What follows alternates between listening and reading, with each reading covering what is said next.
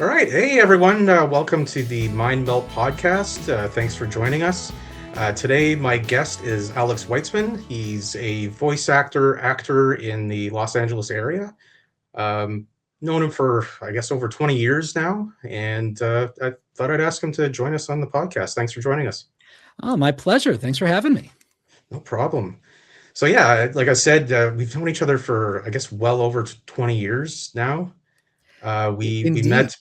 We met back in the day, I guess around probably 2002 on the Rotten Tomatoes message boards. Back when message boards were a thing. Back when message boards were a thing. Back when Rotten Tomatoes had message boards, which they no longer do. Yeah, message. I was talking to Kevin about that yesterday. Yeah, I'm here by the way. If you're audio only, I am here. I never get an intro. Yeah, this is my he's basically my co-host every episode. You still got to announce that I'm here. Like people are sitting. I know. I'm still new to this, man. Imagine you get into a car, you're waiting for Kevin. Is he there? I don't know. Yeah. Mark or there's just got some guy sitting hiding in the shadows. It's Mark. Yeah. Mark is hanging with Alex now. Kevin has just been thrown to the curb. You know? I'm sorry. Yes, okay. Kevin, my lovely co-host, engineer. Okay. Lovely. Co-host, engineer, sound guy, tech guy, all around, great guy.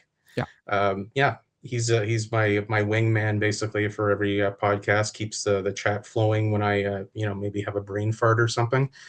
It's a lot of work. Yes, it's a lot of work. I'm just the eye candy of the operation. So Rotten Tomatoes back in the day, the early 2000s when message boards were a thing. They've kind of gone by the way of the dodo. You were a moderator on there. I was eventually. It took a couple of years, and it wasn't specifically my intention to become one. But I joined. I was in college when I joined RT, and I kind of made my name as an animation nerd, as I still am essentially. And at a certain point, a couple of years in, for those who may or may not recall, message boards, part of the general structural problem of message boards were moderators who maybe worked for the website but didn't actually, populate the forums themselves, and they didn't necessarily know who was legitimately like a regular user of them versus who might be a troll who's just there to mess with people. And so for a couple of years, we had some problems with trolls who would come in and would make people's lives miserable, and then they would report the people that were making their lives miserable, and the mods who didn't understand anything would then take action against the regular users of the forums rather than the actual people. So that resulted in an effort within Rotten Tomatoes to be like, hey, maybe we should ask somebody who actually goes to these boards. And I guess there had been there was a series of private messages that went around to a number of forum elders, people who had been there longer than I had, who should be our first user mod. And I guess my name came up the most. Yeah. So I got offered to do that for about a year. That was, in terms of being a mod, that was a lot closer to being a janitor. I didn't have the ability to ban anybody. I was given the ability to delete posts and or threads. And it was just one of those things where when I said yes to it, and again, I was still in college, I was like, well, I like going to these boards, and I guess if nobody else is going to do it, I would rather take care of it than wait for somebody else who I don't know will be on top of it as much. So I was like, all right, fine, I'll do it. And then after about a year, new people were hired on to be the actually working for Rotten Tomatoes moderators, and they saw what I had been doing and said, you're good at this. Why don't we make you a banning mod? And then for another, I guess, 10 years after that, I was a banning level moderator. Yeah, and the message board ran for quite a while. Like, when was it shut down? I think they officially, a lot of us kind of left it around 2014, 2015, but I don't think they actually nuked the forums until maybe a couple years after that, maybe 2016 or 2017, when they just completely removed both access to them and stopped hosting them. So you couldn't, if you had the links to prior threads or posts, you can't find them anymore. Why did people leave earlier than that?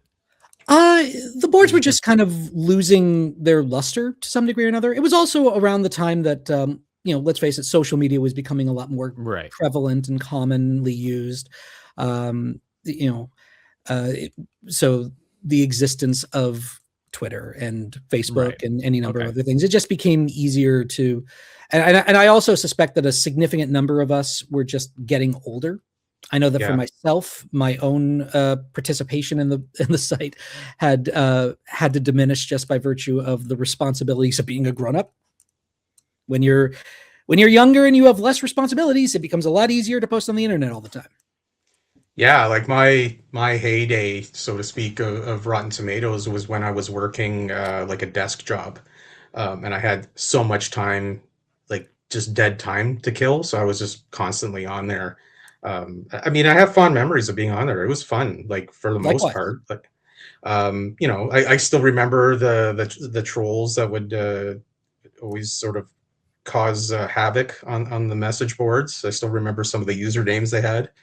But yeah, it was a lot of fun. There was like a whole, like, it was kind of like a whole culture for it, and it was interesting too because there was like a general discussion, I think, forum, and then there was the off topic, which was kind of its own vibe. There were a number of main forums. The way that they built it, there were actually a number of even smaller forums after that, but you didn't get a lot of traction in there. Generally speaking, the largest, most active forums were general discussion, off-topic discussion, and then a little bit later, general video game discussion. VGD ended up getting a lot of kind of crossover between those two others, but GD and OT were kind of separate ecosystems. There were posters who did not engage in off-topic, who would engage in general discussion, and vice versa. And then some of us, like myself, who would freely go back and forth.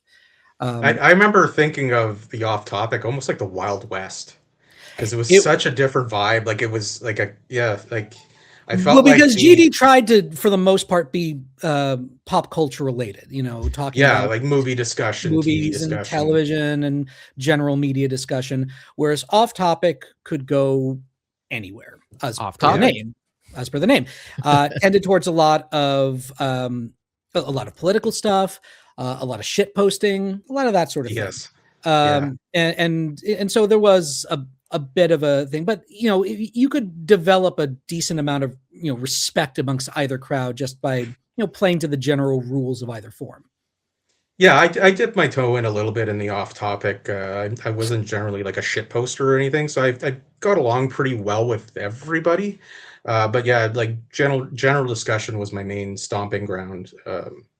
Like I was probably one of the, like yourself, the one that talked a lot about like animation and stuff. My username for years was Futurama Freak, and I would do the was it the Marvelous Tomato Awards?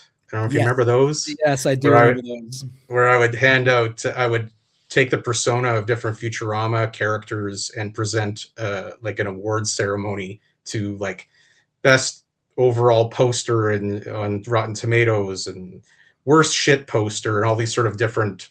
Good news, everyone! We have someone to get the best poster of the year. Yeah, it was a lot of fun. And I even remember. What's that? I said with apologies to Billy West on that.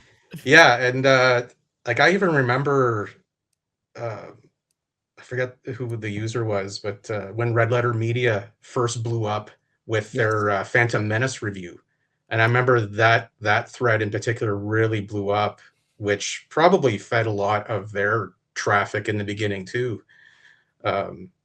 It's just interesting, all these sort of little cultural touchstones that kind of like popped off on that forum, because it was a huge forum. It was big, and we had a lot of really nice discussions. I mean, some of it was very silly fan craft, which is perfectly lovely. There's nothing wrong with that, kind of just general engagement with fandom. But we had a number of large threads that I thought were really valuable. One that I remember personally, from a user who I know his real name. I'm not going to say it, but his handle was at the time Dead and Messed Up.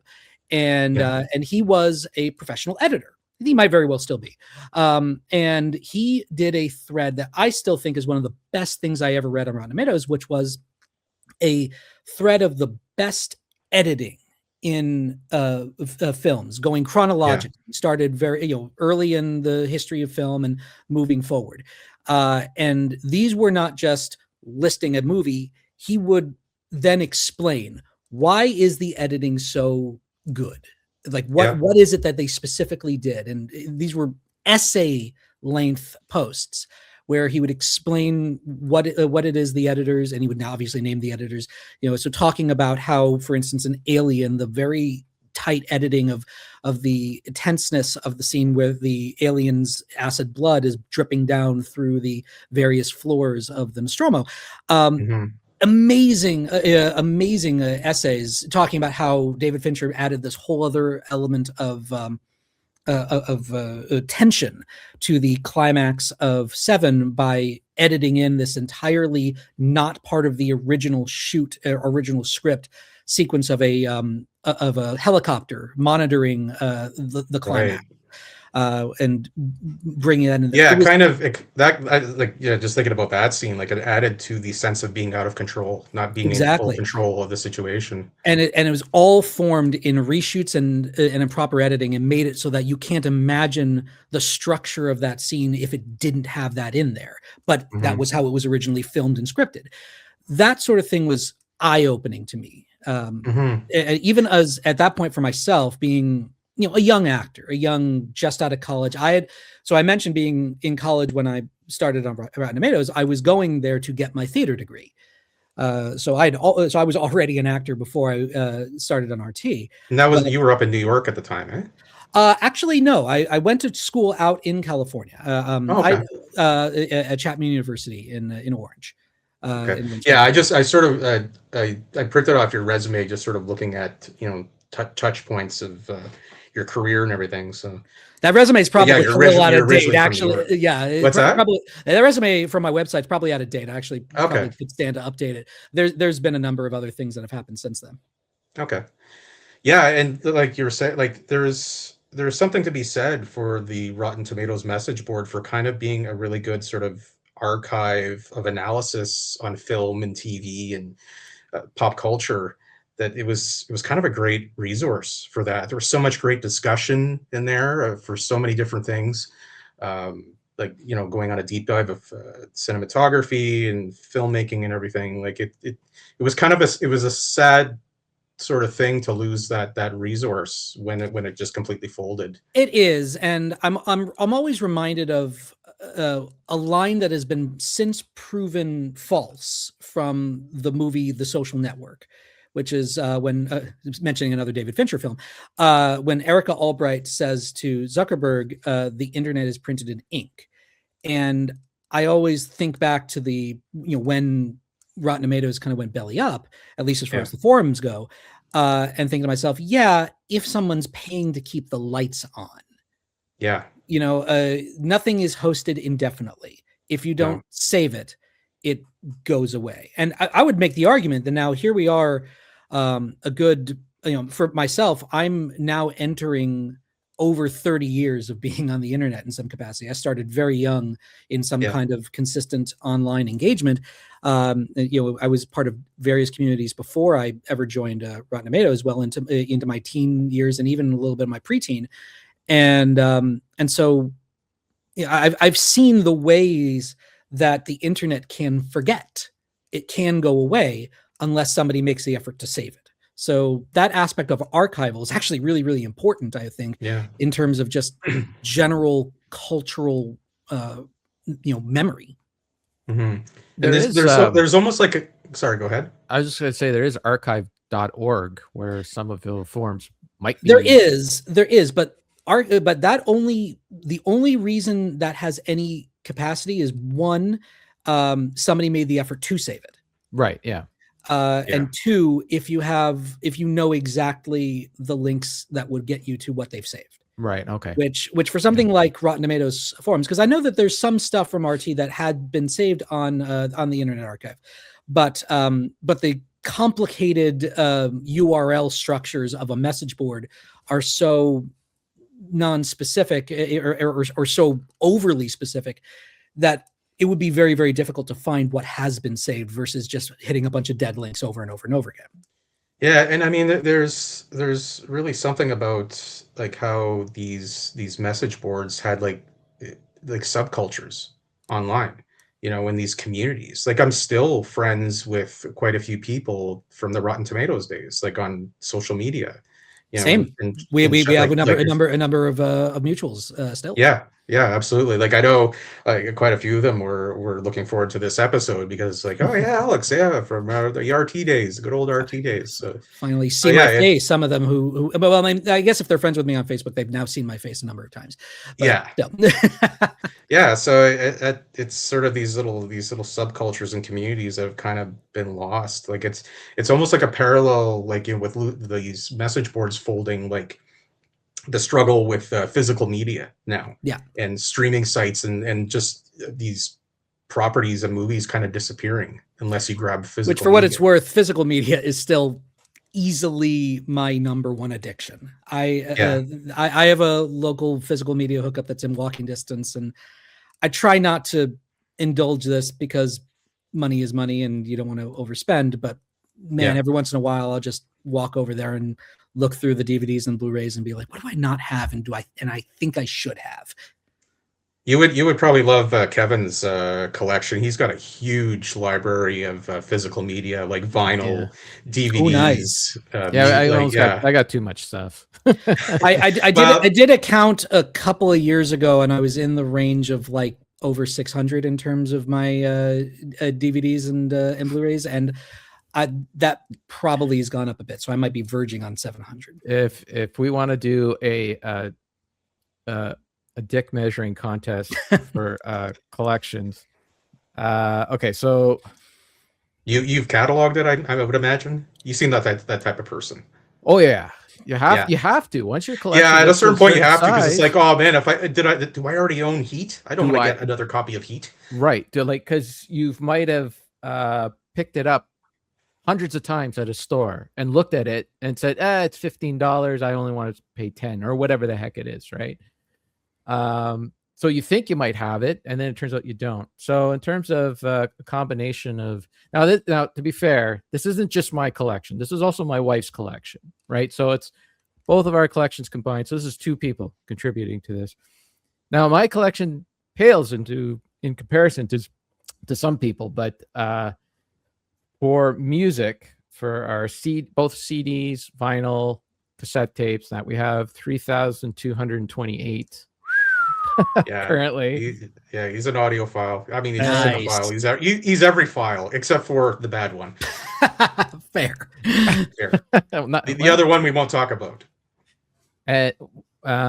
For movies, so this is my Blu-rays, my DVDs, 4K Blu-rays, and HD DVDs, because you got both formats. DVDs. You got to have them both.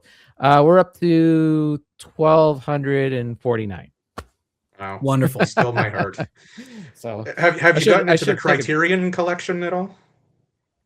Criterion, yeah, of course. I don't have the Criterion closet, but I there's a great website in Canada, because we don't have access to criterion.com. like you can, but you're going to be paying extra and all that. But there's this great website that handles all the Criterion stuff called Unobstructed View, that has all their basically all the entire collection. Then they do a lot of there's another great company called Kino Lorber.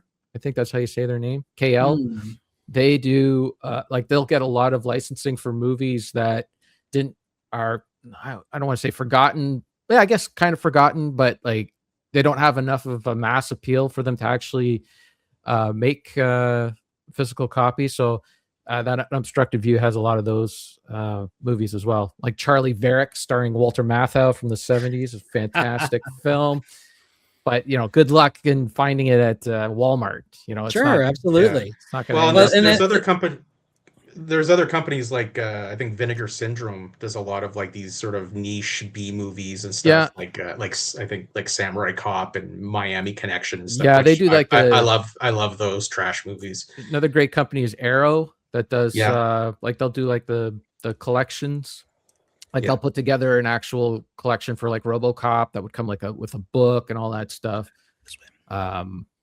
There's still you know, a lot of options for physical media, but it's just not as mainstream as it was. You know, and sadly, a lot of stuff like has gone out of print too. Like they were on DVD last, and they don't bring it over to Blu-ray because there's more of a cost and everything. And yeah, like if you look at how Blu-rays are done versus DVDs, like DVDs, there were no licensing issues with DVDs. If you wanted to make a DVD, it just went to a DVD, you know, a company that would print DVDs, and you give them a license for your movie, and you can just go to town and make as many DVDs as you want. You can put region restrictions on whatever you wanted.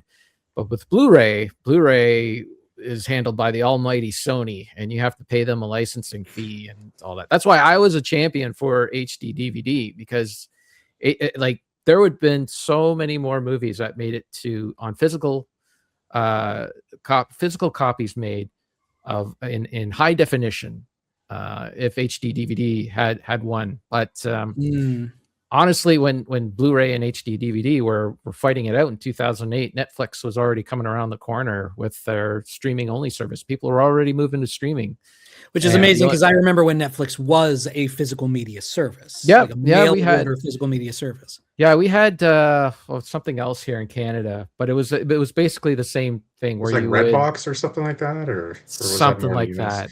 Sarah would remember the name. I'm horrible with names, but yeah, like same thing. Like you would, you know, go on their website, say I want these Blu-rays, and you just wait for them to send you a copy in the mail, and you go to the mail, and it'd be, oh, I got 2 movies today. Great. It sounds like a lifetime ago. It sounds like a different. I know, it's so crazy. But like for myself, the way I try to manage that aspect of the physical media addiction is I try not to buy things unless I think to myself, I really would like to have access to this particular project anytime I want, regardless of streaming or whatever have you. So maybe you know, that's why it's maybe not as large, but at the same time, it's like there's all things where at least at one point I thought to myself, I want to make sure I own this. Yeah, listen, I like people who have curated collections. I admire that, because I will admit that my collection is not as curated as it should be.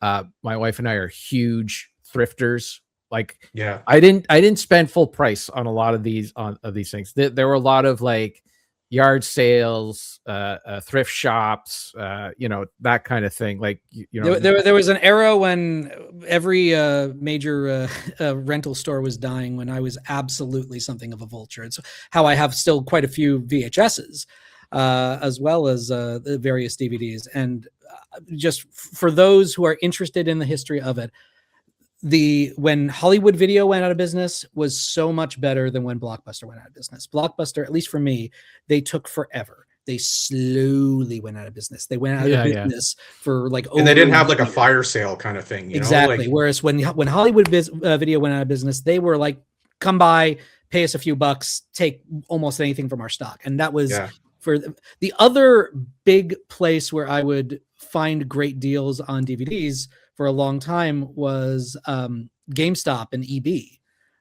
Video game stores used to have wonderful DVD collections that they would sell very cheap. A number of my best DVD purchases came out of video game stores. They had to change that to make room for, you know, all the Funko Pops, all the collectibles, because that's they basically all the Disney Infinity figurines and things of that nature. So getting back to you know, the voice acting world, just touching on auditioning. Sure. That could be really stressful. Like even for me, like, you know, like I haven't really auditioned for anything yet in terms of voice acting. But just the idea of putting yourself out there can be really stressful. How do you deal with the anxiety of that? Well, it's interesting you ask, because I'll say this because I've mentioned it publicly. It's actually almost 10 years since I disclosed it publicly, but I do have an anxiety disorder, and I manage that by virtue of other medical conditions that I have, I manage my anxiety disorder without medication. And that doesn't mean that I'm anti-meds. In fact, I would make the argument that anybody who is able to go forward and see a psychiatrist and a psychologist and work in tandem with your team to help you with any kind of mood stabilizers or anything, because I can tell you from personal experience, there are days where I know that my brain is just not working very well. But that said, I am put in a position where I have to kind of just manage it my own. A lot of the most powerful aspects of anxiety that I've experienced is being able to put a name to it. And to this extent, this is one of the most powerful reasons to go seek therapy and to go talk to somebody who really does know, because self-diagnosis can really screw you up. If you really, I at one point thought that what I had was depression because I was in a really low state. And I eventually, and I finally got talked into go seeing somebody, and somebody professional had to point out to me, based on what I was describing, based on the answers that I gave to the questions they were asking, this is not the answers of somebody who's completely in clinical, chronic depression. What you're describing is an anxiety disorder with depressive episodes. Right. And I didn't even realize they kind of feed into each other like that, because I struggle with both anxiety and depression, and they can definitely sort of amp up the other and feed into each other. And I didn't even realize that the concept of a depressive episode amidst dealing with anxiety. But once it was explained to me, it made so much more sense. And so to that extent, one of the things I've learned to do, and I learned to do this while I was on meds and have since been able to manage to some degree or another. I have days where I'm managing it better than others. But one of the things I've learned to do is be able to, recognize the early warning signs, the early symptoms of it. It's like, oh, okay, I'm catching myself spiraling. And so when it comes to the being a professional actor side of things, there's a lot of philosophical truths that you have to understand for yourself so that you can in a healthy way continue to be an auditioning working actor. And one of them is getting the word rejection out of your fucking mind. Just get rid of it. To quote one of my heroes in the voiceover universe, Mr. Maurice LaMarche, who, for those who may not know him by name, he's the voice of the Brain, of Pinky and the Brain. Egon Spengler from Real Ghostbusters. Many characters, multi-Emmy Award winner. Inspector Gadget. He is now the Inspector Gadget. He was originally the Chief. He played the Chief in one of his earliest roles, and then took over the role of Gadget. Actually, before he ever took over the role of Gadget in animation, he played the character in live action for the Super Mario Brothers show. Worth looking up if you've not seen. I know, he's Canadian, so I know, he started early on, because Inspector Gadget was produced.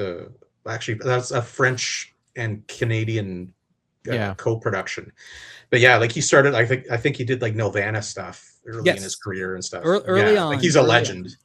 Yeah, I mean, rightfully so. And also, just I'll say, because I happen to know him personally now, he's also just the most wonderful teddy bear of a human being. Absolute. It's one of those examples of don't meet your heroes. I met one. He's amazing. He seems like a super awesome guy. Totally awesome. Yeah. But one of the things that Mo points out, Maurice LaMarche points out, is that what we do is a service industry. And I've taken that to understand in the sense that my job, what I'm doing as an actor when I'm auditioning, is helping production solve a problem. Here's the problem. This is the role that needs to be filled. That's a problem. We have a role and we don't know who to put in it. They're going to get a bunch of auditions. When they listen to my audition, I am helping them in some capacity decide on or help them solve that problem. Even if the smallest degree of what that is, okay, we don't want that. I've still helped them solve that problem to some degree. And so to that extent, the best thing that I can do for myself in my career is to improve the quality of my auditions, just get better and better, which is a lifelong goal, the desire for continual improvement.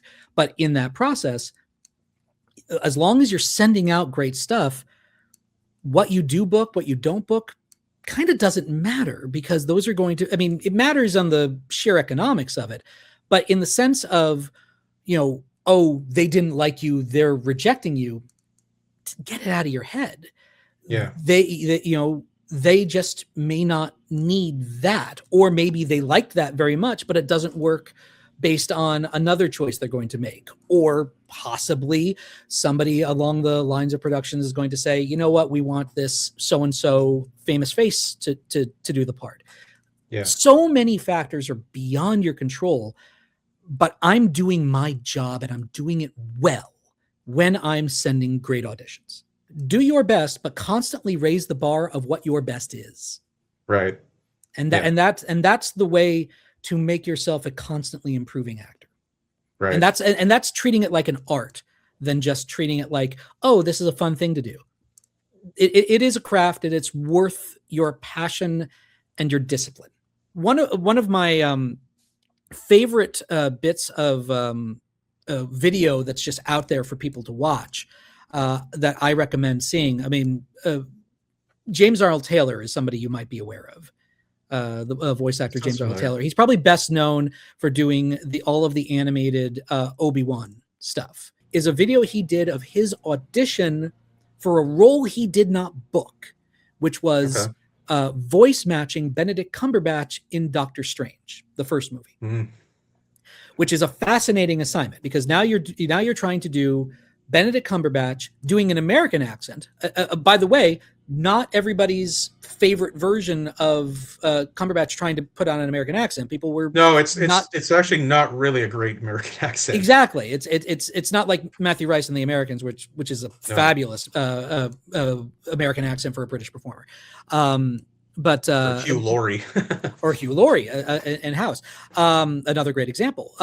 So the Cumberbatch Doctor Strange, he actually got better, honestly, over the course of the MCU. He got better, but in that first movie, it's like spotty, 85% there. So now the assignment is that here's this American actor trying to voice match this British actor, trying and not quite succeeding to put on an American accent, and he's not quite nailing it, which is an amazing piece of video to watch. There's layers there, right? And it's amazing to watch him go through the process of how to find that voice match and get him. He's getting himself as close as he can, and it's like, no, I need to catch this little element of it. I would argue that's one of the most instructive pieces of video that's out there about voiceover, because you see somebody not just nailing it because they're preternaturally talented or something like that, but rather because it's actually a process. So, in terms of your interest in voice acting, like myself, I've always kind of just done weird voices and sounds and stuff, like since I was a kid.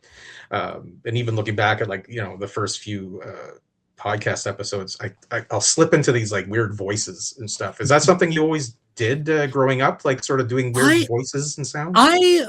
So I was interested in acting before I was interested in voice acting specifically. I was of an age and going to certain types of schools where they would, they'll put all the kids on stage for a little bit of a show or something like that. And I had an affinity for it, for being on stage and performing. I was in first grade and we did a production of the Lorax, and I played the Lorax, my first character lead. Nice. And so those were all things that I was pursuing, and I was interested in acting to some form or another relatively early on. I remember being 10 years old watching Animaniacs, and it did inspire what I would describe as my first grown-up ambition, where instead of like watching Teenage Mutant Ninja Turtles or Looney Tunes and thinking, I want to be Bugs Bunny, I want to be Donnie or Raph or something like that, I watched Animaniacs, listen to Rob Paulson as Yakko in particular. He plays multiple characters in Animaniacs, but Yakko in particular. And I was 10 years old, and I actually had that thought, because at this point I'd done enough on stage stuff to think, I want his job. I want his job. I want to say the lines that he's saying. Now, I was still at that point interested primarily in acting, but then throughout the 90s, animation was amazing. Right. We kind of grew up in an era where it was very, very easy to continue to be a fan of animation through the time period when I think most prior generations would say, okay, you leave the cartoons to the side. Now you're growing up. Yeah. Like especially, with voice acting, like there definitely was sort of a niche dorkiness to it, like, you and myself, like, oh, John DiMaggio and Billy West, blah blah blah, and all these like voice actors that we love, like they weren't really household names until more recently, whereas it was more of a niche thing. Like people know Mel Blanc and all these Jim Cummings and all these sort of famous touchstones of that funny industry. About Mel Blanc, people didn't really know Mel Blanc until late in the 70s / early 80s. Mel did a series of American Express commercials where he self-identified as the voice of Bugs Bunny. Right. And those commercials created the awareness of Mel Blanc to a degree that far surpassed anything that people had before. And that's when, if you go to try to find like videos of interviews with Mel Blanc, you'll find them of that last decade of his life where he was on Johnny Carson and stuff like that, because people finally knew who he was thanks to these Amex commercials. Yeah. And the crowd would be shocked. Like when he'd start rolling out the voices, they're like, oh, there's an actual person behind that voice. And oh my God, there's Bugs Bunny. Yeah. Well, I mean, he's got the skills to do it. And I mean, there's a level of improv too, that a lot of these people could tap into as well. Like John DiMaggio has like a firm background in comedy and stuff. Like I think he did stand up. He did, and he worked as a double act. Improv is a big part of what we do, and there are various aspects of the craft where you do actually have to come up with your own things to say, like the aforementioned loop group stuff. You're not working from a script, so you're just improvising what to say, and you have to improvise boring stuff to say because you're not trying to catch attention. You're just sounding like you're supposed to blend into the background, like exactly. Like even like it's funny like watching stuff like now that I've gotten into acting and background acting and stuff, I notice background actors and the ones that are acting it up too much, and it's like they're trying to, it's like, this is my big break, I'm gonna like act it up more. It's like, no, it's not about you, it's about Jennifer Aniston. But the other aspect of improv that's a little underappreciated in terms of what it trains you to do in terms of voiceover is not necessarily the aspect of making up the words that you're going to say, but rather the ability and the fearlessness to make bold choices and to commit to them in the moment extremely quickly. A lot of what I have done, with very, very few exceptions, I have never seen the script that I'm going to say until I get into the session to do it. And I have, on some occasions, I have split seconds to see what I'm about to say before I see it. I have got to be able to commit to the moment and and just do it. With a split seconds opportunity. And so that the power of improv is it trains you to access that part of you that will just make a decision and go with it. Especially during the class that I did with I don't know if you know George McGrath or heard of him. I do not. Anyways, he's with the Groundlings, and the one thing he told us in the class and in the one-on-ones that I had was like, really picture your target audience, like picture a specific person that you're speaking to. That's one of the biggest things when it comes to commercial voiceover in particular is we're getting into some of the stuff that I do when I coach. But the way you can change a commercial read, where if I'm going to do two different reads on, say, an animation piece, I'm going to do a very different voice and also, for that matter, a very different choice. Completely approach the material differently, but also make it sound like a completely different person. But in the case of commercials, you're still going to sound like yourself for the most part. But what's going to change the nature of the read is, who am I talking to? Right.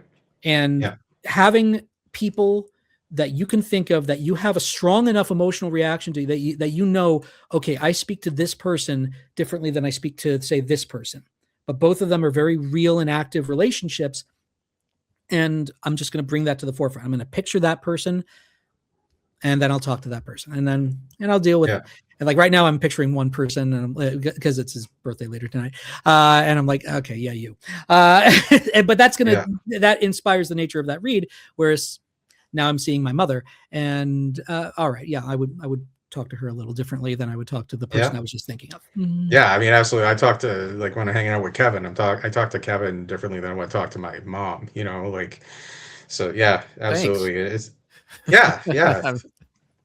You know, when you and I are cuddling and we're having cuddle sessions, you know, I don't know if that's a compliment or not, but I'll take it. No, well, I mean, plus we've known each other since high school. We went to high school together, you know, so we have a long history of you know, bullshitting and jibber jabbering and whatever.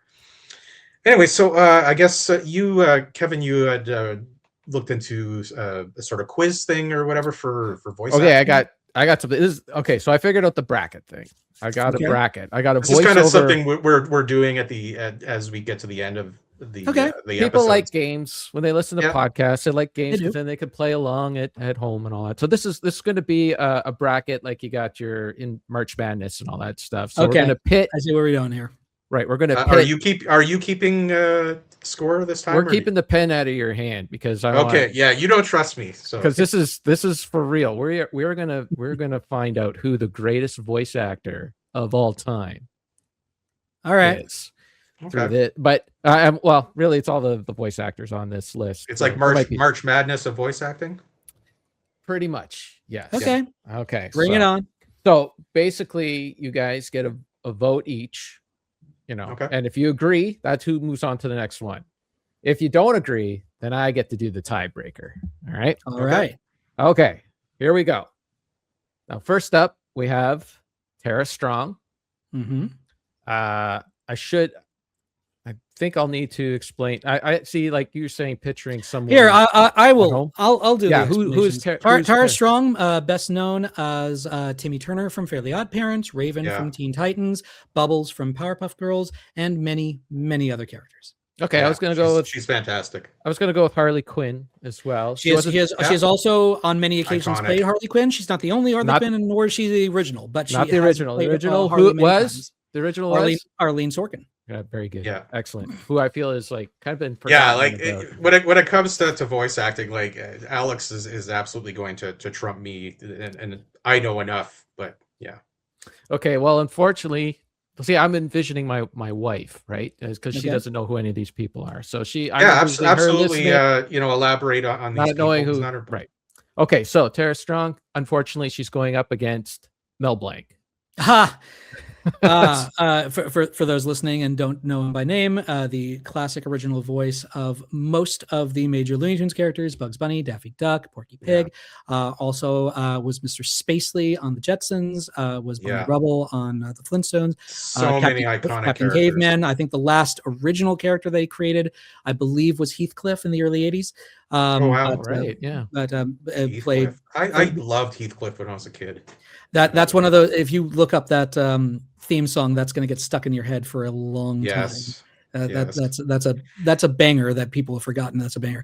Tara is amazing. Tara would agree that Mel is the winner on that one. Yeah, Mel for sure. Yeah. Okay. As great as Tara is, Mel is making it to the next round. Okay. Next we have Phil Lamar, who came up earlier on the show. He's up against Harry Shearer. Ooh. Yeah. These aren't all easy. Respect to Harry. I love a lot of the characters that he's created on The Simpsons. But I think, at least for my money, the breadth of the wide variety of performances that Phil has given, I've got to give this to Phil. Okay. Yeah, same. I agree with your take, Phil. I think if you even if you were to just compare and contrast the work that he does as Balby on Jimmy Neutron versus that of Samurai Jack or Jon Stewart, or even if you were to just pick out that one episode of Static Shock where Jon Stewart appears and they made Phil talk to himself the entire episode because he's both Static and Jon Stewart. I mean, and they just that's always a treat when you see voice actors talking to themselves. Like, I mean, that happens a ton in Futurama, like with John DiMaggio characters and Billy West characters. It's exactly. So I my vote is Phil. Yep, same. It's funny because Sarah and I were watching an airport movie from the 70s, and they had a voice like in the background, a TV guy was doing a TV report, and it was Harry Shearer, and he's just doing Kent Brockman. It was just so weird to hear Kent Brockman coming through the speakers in this. If you want to hear some Harry Shearer voice performances that you might not have heard before, look up the relatively obscure animated feature Animalympics. Okay, that he is in alongside Gilda Radner and Billy Crystal. This was directed by Steven Lisberger, who a couple of years later would direct the first Tron. Interesting. So this was like a movie, like animated movie from the 70s. Animated movies from 1979, 1980. It was created in preparation for the major Olympics that were going to be later that year in the 80s. It's a feature film, but it's basically just a long sports news broadcast of all of the events of the Olympics, all with animals. And it's very good, actually. I happen to enjoy it very much. I'll have to look for that. That sounds very interesting. Okay, next up, we have Patrick Warburton against Mike Judge. Ooh. So Warburton is one of those guys. By the way, Talon is a friend of mine. Talon is his son, and is an amazing voice actor in his own right. Patrick is one of those guys who I would describe as having a thriving voice acting career that demonstrates that it is acting first. Similar to like an Ed Asner, where you don't necessarily think of Ed Asner as a great chameleon, although there were a couple of performances he gave here and there that varied from his classic Asnerian tones. Yes, I did just coin an adjective. Mike Judge, it's interesting. I think I might give it to Judge, if only for as much as I love a lot of what Patrick has done, and he's done some great stuff. I think the character of Hank Hill unto itself is enough to push Judge over the top for me, because that has become a very multifaceted, very interestingly observed character that's going to raise him up the bar for me. Yeah. Plus he created the sure, but we're in this case we're just judging on the. I get. Yeah. Okay. Yeah, I would. Beavis and Butthead and like I never really got into King of the Hill. You're missing out. Even though I'm told I do a decent Hank Hill. But I would probably go with Judge, because as much as I love Warburton, he kind of sort of has a bit of a sameness to his voice. Well, some of that's just purely on casting. People casting him to do. Yeah. I mean, they're looking for the Patrick, that deep sort of timbre and whatever. But I mean, he's like, Joe Swanson and all these great characters, For me, the one that comes up the forefront is going to be Kronk. It's always going to be Kronk, and I adore Kronk. But he is actually quite the amazing actor, and he has far more range than people give him credit for. That said, I think Judge takes it for me, at least. Yeah, I agree, Judge. Okay, how about, get ready for this one, Hank Azaria against Mark Hamill. Oh boy. Okay. I love Hank. Poor Hank. There's no way I'm giving it to. There's no way I'm giving it to him over the Joker, the one, the only Joker of my lifetime. That's great. Awesome. That's great. Yeah, it's hard to go against the most iconic Joker. I mean, really, period. The most iconic Joker.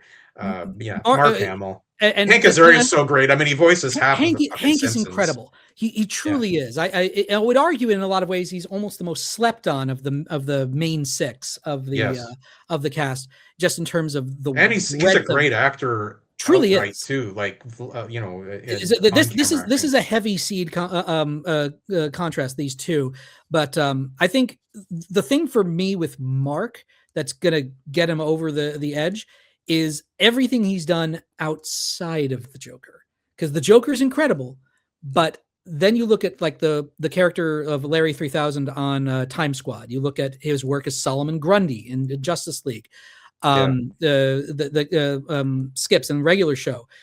Ozai from Avatar: Last Airbender. Mark is, as far as I'm concerned, Mark is one of us. He's truly a career voice actor, and he's our spy. He's our spy in the live action celebrity world. We sent him out into the world because he was doing voiceover before Star Wars. He was the Larry Hagman teenage character on the cartoon version of Genie, of I Dreamed of Genie, before Star Wars was ever a twinkle in his eye. He's one of ours. Interesting. I did not know that. That's great.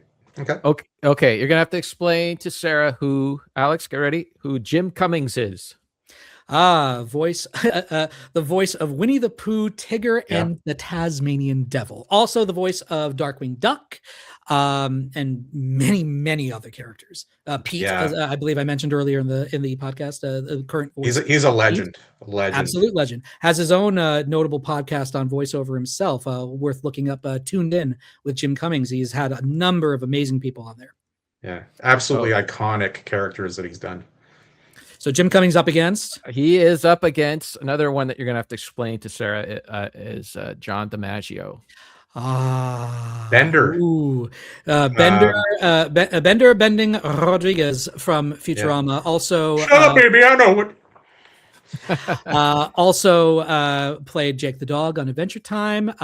Underappreciated performance from him as Brother Blood in the 3rd season of Teen Titans. He was also Waka and Kamari in the English language of Final Fantasy X. Marcus Phoenix from the Gears of War franchise. He's done a lot of video game voiceovers. John is incredible. He's what he does. Some of the most brilliant loudmouths in voiceover. He plays really obnoxiousness really well. That said, and I think that's his like New York. What is it, Jersey or something? He's got a Jersey background. That's he comes out. And he also voiced what is it, the Scottish guy character in the Scotsman, in Samurai Jack, and also quite an iconic and very different Joker from Batman Under the Red Hood. Very good performance. Very unique incarnation of the Joker. Yeah. All that said, he's a big dude, and he's got a really interesting range. But I can't give it to John over Jim. It's got to be Jim. Jim is just far too much of an icon. Has given far too many amazing performances, along with everything he's done cultural. I mean, John has too, but Jim has just done some of the most iconic characters. He was Ray in Princess and the Frog. He was my. All respect to Mike Pollock, who's the current voice of Eggman, but he was my favorite Robotnik of all time from Sonic SAT-AM, a truly menacing, truly evil Robotnik. And also, I think the thing that's going to give it to Jim over John on this one is the ability to replace Jeremy Irons mid-song on Be Prepared, and for people to not realize it until years later. Interesting. Wow. Jeremy Irons blew out his vocal cords singing the first 2/3 of Be Prepared, and he blew out his chords on the "You won't get a sniff without me," and after that, in the song, it's Jim. Wow, that's crazy. And people didn't even notice. And Jeremy Irons has such a specific cadence and delivery and stuff too, so to match that is crazy. And same with and he also did the singing voice for Christopher Lloyd in Anastasia. As the voice of Rasputin. That's the entire song. So all of In the Dark of the Night is Jim. Okay, next we have Peter Cullen, who is Optimus Prime. And also one of the iconic Eeyores, particularly from the late 80s. Yes. Of Winnie the Pooh. Optimus Prime. Yeah. Yeah. Okay, so he's up against Seth MacFarlane. Ooh. Okay, this is going to be an interesting one for me, because I'm going to be honest and say I've never been a huge fan of Seth's shows, but for the purposes of winning in this particular regard, the thing that I've always said about Seth is that I think that his best skill set is as a voice actor. And I have loved his overall vocal creations and his performances in everything that he's done, not just in his own shows, but also in Hellboy 2, in the role of Johann Kraus. Right, I forgot that he did that. Which is basically like the fish in American Dad. Like, which is not him. That's D. I know. Yeah, I know. Right. For the longest time, I thought he did Klaus in American Dad. Which I prefer to Family Guy. I love Peter Cullen's work. But I'm going to say that if I had you put a gun to my head and say, choose one as the overarchingly superior voice actor, I'm actually going to give it to Seth, because that is actually, I think, his strongest suit. Whereas as much as people love Peter, I do think a lot of that's connected to the character itself. Yeah, which is fair. That's there's a lot of nostalgia tied. That performance helped build what that character is for a lot of people. But at the same time, and I will also admit, I don't have a huge amount of nostalgia myself for Transformers. So that factor isn't coming in as strong for me. I think Seth actually does an amazing job. Yeah, that's definitely the reasoning for me. I never really got into Transformers all that much. I don't think I've ever even seen, like, I know his voice, but I've never seen like the animated movie, which people rave about. So I'm gonna give it to Seth. It's not a good movie. I mean, it's like the G.I. Joe movie. You might get some angry comments for that. Some people feel it's not. That's very. I don't care. Bring it on. It's not a good movie. So I'm gonna go with Seth as well. It's an emotional movie when you're a kid, and the friggin' spoiler alert, when the hero dies, and you're like, what the hell? Well, that's the main thing that everybody talks about. It's like, oh my god, Optimus died. Right. Optimus Prime died for your sins. Yeah, no, we don't. I saw it at a birthday party, and it was like, we were all like, 8-year-old boys watching, and we were all like, are we allowed to cry at an 8-year-old birthday party? I don't know. Okay, we got to move on here. Poor Trey Parker. He is up against Billy West. Billy West. Look, Trey's good. This is Billy. It's Billy. Yeah. Billy is in, like, he's like the Mount Rushmore for me for voice actors. I mean, it helps that I met him in real life, and he was like the sweetest guy. And I talked to him about, doing Zap Brannigan and taking over for who Phil Hartman was supposed to originally do the role and stuff. And I have a signed piece of artwork that I did of Zoidberg that he signed for me, like up in my office here. Like it's Billy. Billy is what I would describe as a voice actor's voice actor. He's the sort of person who does stuff that other voice actors are like, I don't know how he does that. No, he has certain, he can do certain things just with his own natural throat, where the rest of us are like, well, even like him talking about the process of coming up with Zoidberg is fascinating. And like Zoidberg, like I mean that whole the Lou Jacoby and the George Jessel, they'll eventually get the Zoidberg. Young lady, give me a sandwich from the dumpster. Leave the maggots on it. To use his the classic phrase for it. Like he's basically, coming up with the thing of having like these like tentacles over his mouth. That's like, a lot of that marble mouth thing. That's you have actually very small resonators in your teeth, and that's how you generate that sort of underlying resonance for the Dr. Zoidberg voice. Because Hank Azaria came on Futurama at one point to play his older relative, and didn't quite have the same sound, but it still certainly had the same Jewishness to it, which I can say I'm Weitzman, as you see. You're like, rich nephew, come over here and give your uncle a nice big meal. Uncle Zoid, you're looking young enough to throw back. Stuff like that. All right, last one. Stephen Root is up against your guy, Maurice LaMarche. I cred to Stephen Root, who's another guy who he appears in the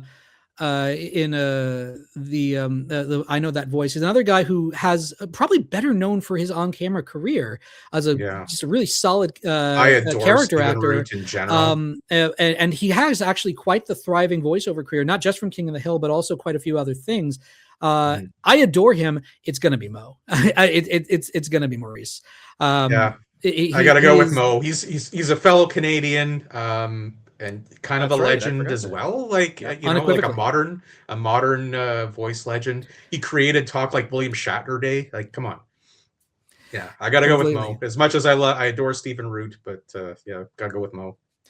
I noticed that we had no disagreements. Yeah. So far, we're pretty on the same page. Yeah, and actually, we don't really need Mark for this. We could just have Alex. Okay, I'll see you guys later. Yeah. It was a pleasure.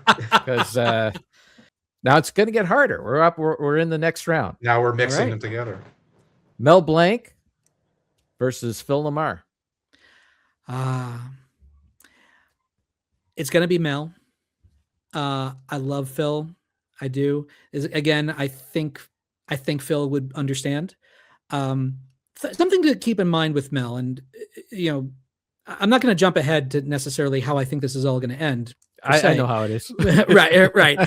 But one thing I'm going to point out about Mel is Mel kind of built what this career really is. Yeah. Famously, he went to Leon Schlesinger, who was the original producer before Warner Brothers completely bought up the Termite Terrace team. They were all working for Leon Schlesinger, and Schlesinger was licensing them to the Warner Brothers studio at the time for those shorts.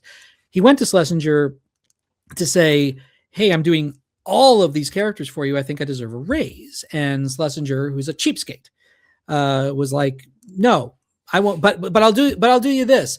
I will put your name, voice characterization. You'll be the only credit for it. And Mel was like, all right, fine. I'll take that.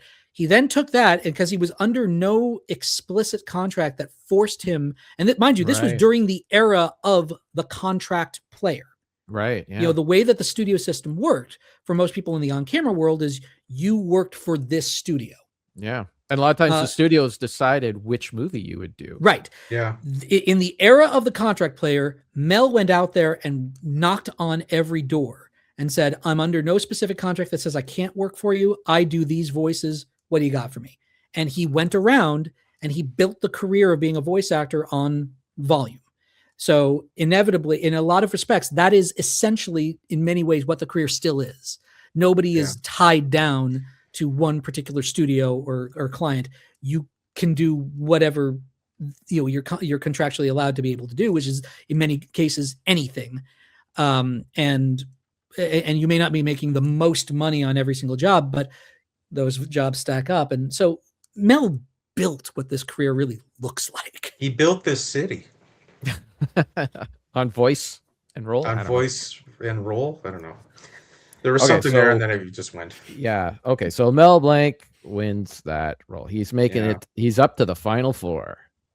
Okay. Yeah. Next we have Mike Judge against Mark Hamill. Mark Hamill. All right. Yeah. Again, Mike is amazing. I really adore what Mike did, especially with Hill, and credit to him for bringing Beavis and Butthead back as they have in their older years. And it's always interesting to age up a character. But yeah, the breadth of what Mark is able to achieve is just too great. Okay. Next we got Jim Cummings against Seth MacFarlane. Jim Cummings. All right. I think Seth, as mentioned, I think it's the best aspect of the work that Seth has done is actually his work as a performer. I think Jim's got a level of. I don't think that Seth is given a performance as sensitive and as minutely realized as the performance of Winnie the Pooh that he gave in Christopher Robin. Yeah, there's such a delicateness and tenderness there, and there were not every voice actor can tap into. And there were articles legitimately saying, "Why don't we have an Oscar for voiceover performance? Look at what Jim Cummings did in Christopher Robin." Yeah, agreed. Okay, Billy West, Maurice LaMarche. I knew it was coming. Yes. Oh, yeah, God, that's going to be a hard one. Take a deep breath. Who's making it to the final four? This is the final team. The battle of the DPN. They're both rep by the same agency. It's Billy. I thought maybe you were going to go with Mo.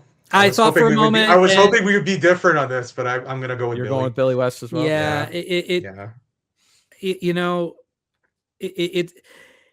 I think Mo would give me some cheeky grief for it, but at the same time, it is Billy West. And again, between the level of breadth of what Billy can achieve within a single, wide variety of projects, coupled with, I'm going to add this to the consideration. Billy's range of activism on behalf of career voice artists. He's one of the loudest in the room about the pointlessness of celebrity voice casting. Yeah, like the crisp pratification of modern voice acting. Exactly. I hate it. You guys know that Billy West got his start on the Howard Stern show, right? I do. Yes. Doing Marge Shot. Marge Shot. Yes. Yes. Nothing. I don't think anything he said on that show is quotable anymore. I think it's all, you're all in trouble. Yeah, I mean, let's be fair. A lot of stuff that's been said on Howard Stern is not really quotable, at least not right. Yeah, I think everybody's giving Billy a pass. Yeah, I mean, I thought what he did was great. It was hilarious. I mean, look at the the boundary pushing he did, like on Ren and Stimpy and stuff, and Sure. Well, which I mean, he was supposed to play both those characters, and then Christopher Lucy, who that has since been outed as a piece of shit. We don't have to. I give more credit to Bob Camp. I love Bob Camp. I give. I give more credit to Billy, because Billy had the idea for what that voice would be before John decided. But in terms of the actual animation and artwork, Crick Falusi is a scumbag, so I give a lot of it to Bob Camp now. Okay, we're into the final four. This is tough stuff here. Mel Blanc is up against Mark Hamill. Mel. Yeah. I have a feeling Mel's just going to take it. I mean, I also have an idea of who the final two is going to be, and it's going to be very appropriate. And we are down to Jim Cummings and Billy West. It's Billy. It's Billy. Right. Jim and Billy, they're amazing. They've been on any number of projects together. Billy is one of the people who, when I started realizing my ambitions in the industry, I realized how much I adored historically the work of Mel Blanc and currently the work of Billy West, which means I had a feeling that we were going to hit this final two. And you agree? Yeah, right, I think Billy West over Jim Cummings. You're with Billy West over Jim Cummings? I think so. Like, as much as I love Jim Cummings, I think like Billy West was probably one of the voice actors that really got me interested in the art of voice acting, especially like my love of Futurama. Like, he's such a huge part of Futurama, and when you talk about like the emotion and delicacy of characters, there's a lot of that in Fry that people don't think about. Like, you think of The Luck of the Fryrish and The Sting, like all these great episodes. Even ones where it's not necessarily Fry in the forefront of the narrative, like Leela's Homeworld. Fry is very delicately handled, I think. It's great. Absolutely. Yep. All right, we're down to the final two. We're going to decide now who is the greatest voiceover actor of all time, and it comes down to Mel Blanc and Billy West. And the winner is, and so between Billy and Mel, of course, Billy has been a number of Mel Blanc characters, and actually credit to Billy. Billy is probably one of the few people who can really do a very good Bugs and a really good Elmer, which Mel couldn't even do. Elmer was not Mel's character; that was Arthur Q. Bryan. But comparably, Billy does a great Bugs and does a great Elmer. Actually, for that matter, so does Jeff Bergman. So credit where credit's due. And I believe Bowser also does do a very good Elmer, and he's also been officially a Bugs Bunny in the last few years. I would say if we were to ask Billy, he would make sure that Mel wins. Okay. And I think that's fair. And I think it's right. And as there's any number of amazing performances. We've been talking about Mel in a historical sense, but if we talk about Mel in an acting sense, there's a reason that Birds Anonymous is the statuette that he got to keep of the various Looney Tunes that won Oscars. The work he does in Birds Anonymous, particularly as Sylvester when he's trying to quit the habit of that little bird, that's the performance he gives in that is truly amazing. And there's a lot of these little things where just finding these very minute elements of what makes, these characters work and sound truly why so many people were for so long surprised to hear that they were almost all of these characters were done by one person. It's crazy. It's I would say there were a number of radio figures who were great actors, and any number of them were quite great. It's important to note that Mel wasn't the only person doing amazing work. June Foray comes right alongside him, if not let alone any number of other individuals. Dallas Butler, of course, but also Kent Rogers and Bill Thompson and a number of truly iconic performers of that era, and a lot of them giving really, really amazing performances. But I think it is worth observing just how thorough the characterizations were found for characters who ultimately, I wrote a paper on this in college, how Looney Tunes come a lot closer to commedia dell'arte than anything else. These are stock characters, and that you can switch in the backdrop to other different things and plop them into different contexts, and they would work in those contexts. And Mel found a way for each of these guys to make sense in all of these different capacities. It shouldn't make sense for Yosemite Sam to be just as memorable as a pirate as he is as a Wild West hooligan, but he is. And I mean, and the fact that Mel made these people live so thoroughly that you could just put them in any different context. Like it transcended whatever they were a part of. And so that's there. I would say that I have 3 favorite actors of all time: Denzel Washington, Emma Thompson, and Mel Blanc. Yeah. And that's why. Yeah, for I adore Billy West. I definitely have to go with Mel. I mean, first of all, Looney Tunes is like a huge formative part of my life in my childhood. Like I've always been a bigger Looney Tunes fan than Disney fan, even though I love the Disney shorts and stuff growing up. But Looney Tunes is just an integral part of who I am. I grew up watching the Looney Tunes Hour Saturday mornings and stuff. Yeah, and just all these iconic characters, they're just a huge part of pop culture in the world. Bugs Bunny and Sylvester and all these amazing characters. So just for that reason alone, and he's like the progenitor. He's the ground, whatever you want to call it, the originator of this sort of voice acting thing. Yeah, definitely Mel. That's all, folks.